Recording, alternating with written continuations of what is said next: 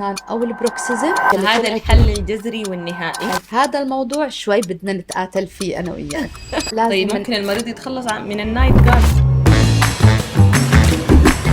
موضوع كتير مهم، ودائما بيجوني المرضى بيقولوا لي عالجنا موضوع الصرير عنا بالبوتوكس. نعم، هذا الموضوع شوي بدنا نتقاتل فيه أنا وياك. دائما علاج صرير الأسنان أو البروكسيزم بيكون عند طبيب مختص بعلاج المفصل والفك. هذا الحل الجذري والنهائي. أكيد. بس بعض الأحيان البيشنت بيكون بيعاني من صداع وألم شديد بسبب الصرير.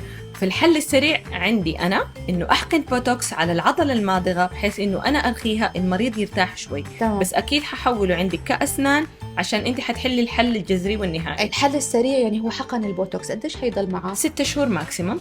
جاني مراجع كان كتير متعاون بهالموضوع. طبعا لأنه نحن العلاج الدائم بده فترة لبين ما نعالج العضلات. صار في كتير أجهزة جديدة، صار في تكنولوجيا جديدة لعلاج المفصل والعضلات خاصة الماضغة.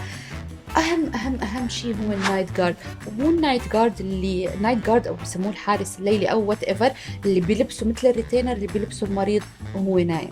نعم. في مريض عندي ما رضي يحط النايت جارد، قال لي أنا عندي استعداد أني أروح أعمل البوتوكس كل 6 شهور. طيب البوتوكس مع النايت جارد ما بيعطي إفكت؟ هلا لا دكتورة، لا. أو أسرع؟ لا، لأنه أنا بدي أرخي العضلة لحالها، وأنت هون رخيتيها بالإجبار بالبوتوكس. بس تضخم العضلة الماضغة حتى لو من غير صرير أسنان هذا علاجه عندي هذا أنا. شيء تاني. تضخم العضلة الماضغة هذا اللي أنا بهتم فيه انتوا كطبيبة جلدية وتجميل. كم بروفايل كتجميل. أيوة، البروفايل تبع البيشنت. فأنا بحقن العضلة الماضغة في هذه الحالة.